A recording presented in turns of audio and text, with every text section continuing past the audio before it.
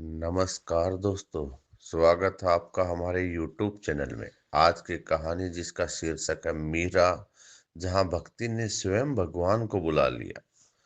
आइए कहानी शुरू करते हैं। राजस्थान की सांझ अपने भीतर एक अनोखी उदासी और एक अनोखा सौंदर्य समेट रहती है। फिर जब वह सांझ कृष्ण जन्माष्टमी की हो, जहाँ हवाओं में शहनाइयों का संगीत घुला हो, मंदिरों की घंटियां घंटा ध्वनि बनकर आकाश में तैर रही हो और हवा में बस एक ही सुगंध हो, भक्ति की। ऐसा ही एक जन्माष्टमी की रात्रि चित्तौड़ के श्याम कुंज में मीरा अपने प्रियतम श्याम सुंदर की प्रतीक्षा कर रही थी।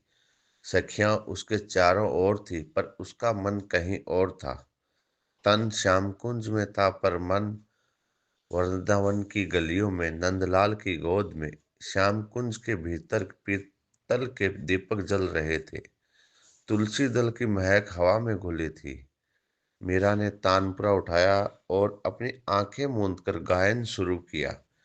मेरे तो गिरधर गोपाल दूसरों न कोई। उसकी आवाज में ऐसा कंपन, ऐसा दर्द, ऐसी पुकार कि मानो यह गीत नहीं, प्रेम का शुद्धतम रूप हो। सखियां कहती, मीरा, आज जन्माष्टमी है, आज तो ठाकुर अवश्य आएंगे।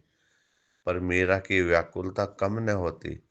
आज का दिन ही ऐसा था। आज प्रभु भी अपने भक्तों के पास दौड़कर आते हैं। गाते गाते मीरा की आंखें नम हो गई। वह भाव विभोर होकर धीरे से बोली, श्याम, कितनी रातें बीत गई, कब आओगे? और उसी क्षण एक अद्भुत अनुभूति ने उसे घेर लिया। उसे लगा जैसे वह स्वयं गोप सखा बन गई है। आंखों पर पट्टी बंधी है, हवा में बांसुरी की धुन गूंज रही है और वह श्याम सुंदर को ढूंढ रही है। आंखें पट्टी से ढकी हो, पर मन तो खुला रहता है। मीरा का मन चहु और श्याम का ही अक्ष ढूंढ रहा था। अचानक ढूम, गढ़ पर से तोप की भारी आवाज गूंज उठी। सारा चित्तौड़ कंपकपा उठा। चार भुजनाथ मंदिर के नगाड़े दनादन बज उठे। शंख फूंक दिए गए, शहनाइयां हवा में तैरने लगी। जय घोष का शोर आसमान तक पहुंच गया। चार भुजनाथ की जय, गिरिधारी लाल की जय। ऐसा लगा जैसे पूरा चित्तौड़ एक साथ उठकर भगवान के आगमन की घोषणा कर रहा हो। पर जिन्होंने अंतर्यामी प्रभु को अपने हृदय में धारण किया है, उनके लिए बाहरी ध्वनियां नहीं, भीतर की पुकार ही पर्याप्त होती है। और मीरा सुन चुकी थी, उनका मन कह चुका था, श्याम आ गए। वह दृश्य, वह वर्णन शब्दों में बांधना कठिन है। मानो सूर्य और चंद्र दोनों पृथ्वी पर उतर आए हों। एक महाप्रकाश, एक दिव्य आभा, जिसमें से छनकर प्रकट हुई। श्याम सुंदर, मोर मुकुट धारण किए, पीतांबर बिजली की तरह कौंधता हुआ, नेत्र आकार दीर्घ, उनकी वह सम्मोहक मत देने वाली दृष्टि, ओठों पर कोमल मुस्कान, नुपुरों से छन छन करती मधुर ध्वनि और चरण कमल जिन पर जगत टीका है। मीरा की आंखें ठहर गई। नजर का हर कण जैसे कह रहा हो, हम इसी क्षण के लिए जिए थे। एक ही पल में विरह की आग, दर्द, तड़प सब शांत होने लगे। समय जो सब पर राज करता है, प्रभु और भक्त के मिलन के सामने बेहोश होकर गिर पड़ा। श्याम सुंदर ने मीरा की आंखों में झांका और मुस्कुराते हुए बोले, इतनी व्याकुल क्यों थी? क्या मैं तुमसे कभी दूर था? एक वाक्य पर उसमें प्रेम का महासागर समाया था। मीरा पूर्णतः विह्वल हो गई। वह कुछ बोलना चाहती थी, पर शब्द उसके होठों तक पहुंचे ही नहीं। प्रेम की भाषा शब्द नहीं, आंसू लिखते हैं। मीरा उस दिव्य आलोक में, उस मिलन में ऐसी लीन हो गई कि वह धीरे धीरे धरती पर गिरकर मूर्छित हो गई। सखियां घबरा गई। उन्होंने उसे संभाला, उसके ऊपर चंदन जल छिड़का, घंटी बजाई, पर मीरा की चेतना तो कृष्ण के चरणों में अटकी हुई थी। पूरी रात बीत गई। अगली भोर अनंग प्रकाश में जब उसकी आंखें खुली, तो उसने देखा सखियां उसके चारों ओर भजन कर रही थी। चेतना लौटते ही मीरा ने पास पड़ा तानपुरा उठाया। उसने उसे बजाया। एक बार, दो बार ध्वनि गूंजी तो सखियां प्रसन्न हो उठी। सबने अपना कीर्तन रोक दिया। सब चाहती थी मीरा गाए और मीरा गाने लगी। म्हारा ओलगिया घर आया जी। गाते गाते उसकी आंखों में चमक आ गई। सखियां भी भाव विभोर हो गई। उसका गाना जैसे नहीं, कृष्ण से हुई रात्रि लीला का सीधा वर्णन था।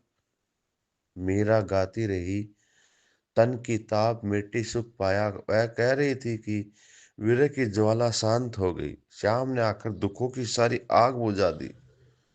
मगन भई मिल प्रभु अपना सुप्रभु मिले तो शरीर का भार, मन का संघर्ष सब मानो उड़ गया। जैसे चंद्रमा को देखकर कुमुदिनी खिल उठती है, वैसे ही कृष्ण दर्शन से वह खिल उठी। उस दिन पूरे श्याम कुंज में आनंद ही आनंद था। सबने देखा, मीरा का चेहरा बदल चुका था। उसे देखते ही लगता मानो वह ब्रिज से सीधे लौटकर आई हो। अरुणोदय हो चुका था। पूर्व दिशा गुलाबी हो उठी थी। सूर्य की हल्की किरणें मीरा के चेहरे पर पड़ रही थी और वह मुस्कुरा रही थी, जैसे उसके भीतर अब श्याम ने सदा के लिए घर बना लिया हो। प्रभात बेला में दासियां उसे लेने आई। देवी, अब आपको नित्य कर्म करना है। मीरा ने तानपुरा रखा, धीरे उठी, पर उसके चेहरे पर जो आभा थी वह सामान्य मनुष्य की नहीं थी।